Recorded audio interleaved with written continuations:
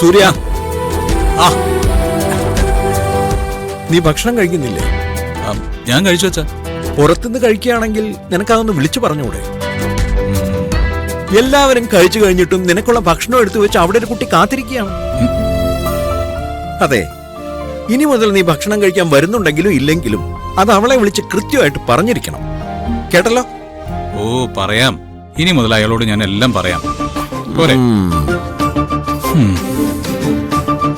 അല്ല, നിനക്ക് നാളെ എന്തെങ്കിലും പ്രോഗ്രാം ഉണ്ടോ? നാളെ ഇല്ല, എനിക്ക് പ്രത്യേകിച്ച് പ്രോഗ്രാം ഒന്നുമില്ല അച്ഛാ. ഞാൻ ഫ്രീ. നമ്മുടെ ബിൽഡർ ഇല്ലേ, മൈത്രേയൻ? മൈത്രേയൻ അങ്കിൾ. ഉവ്വ. ആ, അവനൊരു പുതിയ കൺസ്ട്രക്ഷൻ തുടങ്ങാം. നാളെയാണ് അതിന്റെ കല്ലിടൽ ചടങ്ങൊക്കെ. നമ്മളെല്ലാവരും ഒന്നിച്ചു പോണം. അച്ഛാ, ഞാൻ വരണോ അച്ഛാ? വേണം. നാളെ നേരത്തെ എഴുന്നേക്കണം, റെഡിയാവണം. കേട്ടു. എന്നാ പോയി കിടന്നുറങ്ങിക്കോ. ഗുഡ് നൈറ്റ് അച്ഛാ. Good night. ഓക്കെ. അവളെ, ആ വേലക്കാരിയെ അവളുടെ പാട്ടിന് വിട്ടിട്ട് നിനക്ക് എന്റെ ജീവിതത്തിലേക്ക് ഇനിയും തിരിച്ചു വരാം സൂര്യ. മോളും അതെ, തന്തയും അതെ. പറഞ്ഞാ മനസ്സിലാവില്ല. എന്റെ ജീവിതം അവളാണോ ഡിസൈൻ ചെയ്യുന്നത്? ഞാനല്ലേ എന്റെ ജീവിതം മാറ്റി എഴുതേണ്ടത്? യെസ്, മാറ്റി എഴുതും. എന്റെ ജീവിതം ഞാൻ മാറ്റി എഴുതും. ആ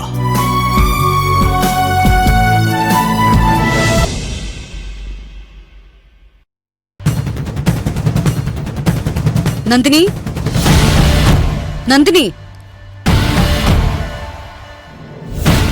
എന്താ മാഡം? ഞങ്ങൾ ഒരു ചടങ്ങിന് പോവാം. തിരിച്ചു വരുമ്പോഴേക്ക് ഉച്ചഭക്ഷണം തയ്യാറായിരിക്കണം. ഇന്നലെ നീ ഒരു പായസം വെച്ചില്ലേ, അതും വേണം. പായസത്തിനുള്ള സാധനങ്ങളൊക്കെ തീർന്നിരിക്കുക. അതെന്താ, ഞങ്ങൾ പോയി വാങ്ങിച്ചോണ്ട് വരണോ? രാജുവിനെ വിട്ട് വാങ്ങിച്ചാ പോരെ? ആ, വാങ്ങിച്ചോളാം. ആ, നീ കഴിഞ്ഞ ദിവസം വെച്ച ചെമ്മീൻ കറിയില്ലേ, അതും ഉണ്ടാവില്ലേ?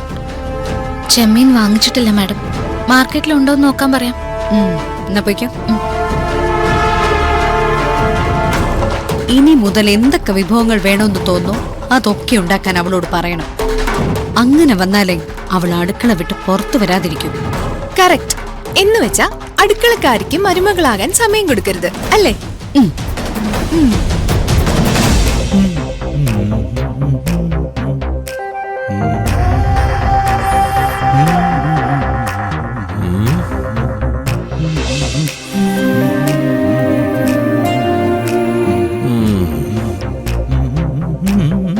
സൂര്യ,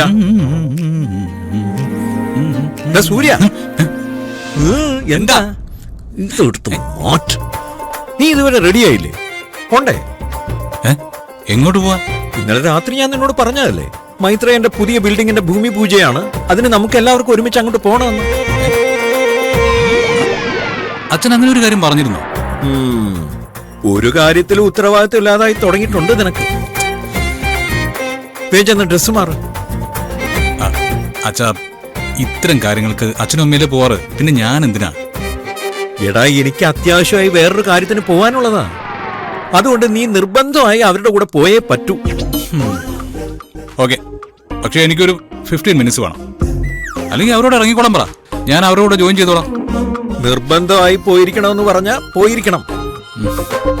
ഞാൻ പോവാ അച്ഛാ. ചെന്ന് റെഡിയാവും.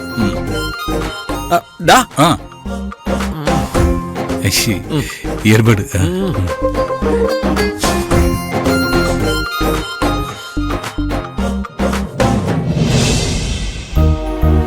ചേച്ചി, ഇങ്ങനെയാ നല്ലത്? ഒക്കെയാണോ? മതി മതി. അതെ, സൂര്യ കുറച്ച് ലേറ്റ് ആയിട്ടേ വരൂ. നിങ്ങൾ ഇറങ്ങാൻ നോക്ക്. അമ്മയോടെ? മമ്മി വരാൻ വേണ്ടി ഒരുങ്ങി നിന്നതാ, പിന്നെ വരുന്നില്ല എന്ന് പറഞ്ഞു. അതെന്തു പറ്റി? ആളുകളുടെ മുന്നിൽ ചെന്ന് നിൽക്കാൻ നാണക്കേടുണ്ടായിട്ടാവും. ഓരോരുത്തർ ഇങ്ങനെ പെരുമാറാൻ തുടങ്ങിയ ഞാൻ എന്ത് ചെയ്യും?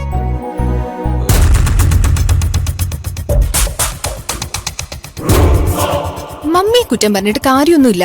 മോൻ വേലക്കാരി കല്യാണം കഴിച്ച എന്താന്ന് എല്ലാരും ചോദിക്കില്ലേ? എന്ന് കരുതി എത്ര കാലം ഒളിച്ചിരിക്കാൻ പറ്റും പത്മ? നമുക്ക് നമ്മുടേതായ കാര്യങ്ങൾക്ക് പുറത്തു പോണ്ടേ? എന്നായാലും ആളുകളെ ഫേസ് ചെയ്തല്ലേ പറ്റൂ. എന്നാലും പോവാൻ ഒട്ടും തോന്നുന്നില്ല. എടോ, ഞാനും കൂടി ഇല്ലാതാവുമ്പോ മൈത്രേന് അത് വലിയ വിഷമാവും. താൻ ധൈര്യമായിട്ട് ചെല്ല്. തന്നെ ആരും അവിടെ അപമാനിക്കില്ല. അയ്യോ, ഇതിനെയൊക്കെ കൂടിയ സിറ്റുവേഷനിലും ഫൈറ്റ് ചെയ്ത് നിൽക്കാൻ തനിക്ക് ചങ്കൂറ്റം ഉണ്ടെന്ന് എനിക്കറിയാം. പിന്നെന്താണ്?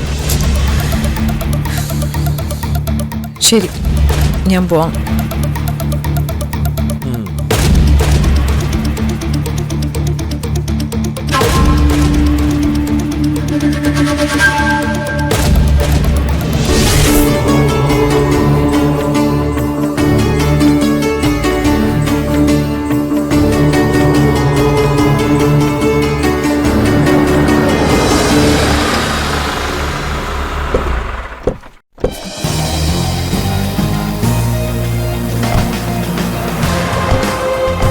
മൈത്രേൻ, ദാ പത്മാമേട എത്തിയല്ലോ.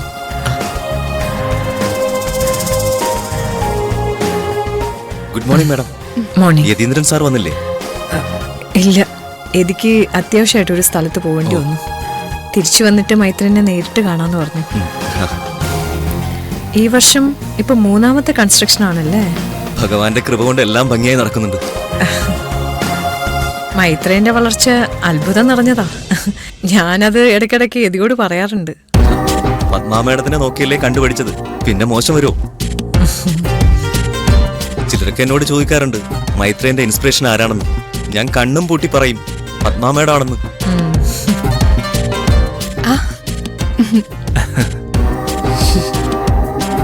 വരൂ മേഡം. വാ.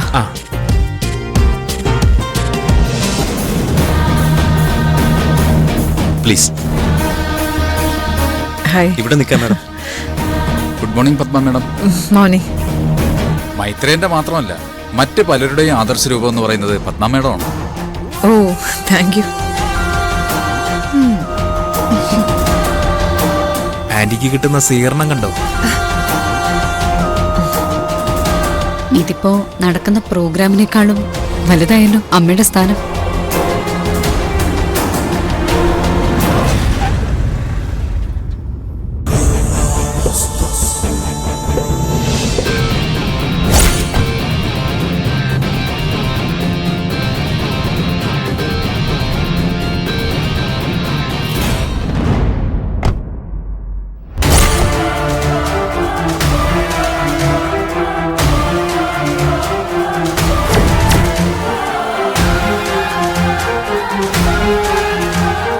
ഇവരിവിടെ ഉണ്ടായിരുന്നെങ്കിൽ നമ്മൾ ഇങ്ങോട്ട് വരേണ്ട കാര്യമില്ലായിരുന്നു.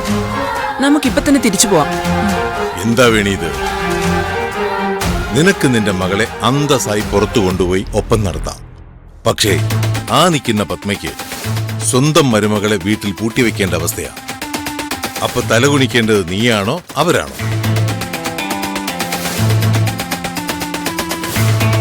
നീ വാ.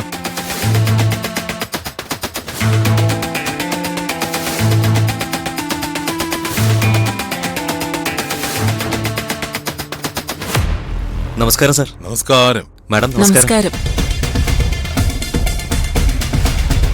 ഇതെന്താ മൈത്രേയ, ഒരു ഭൂമി പൂജ നടക്കുന്ന സ്ഥലമായിട്ട് ചപ്പും ചവറും കിടപ്പുണ്ടല്ലോ.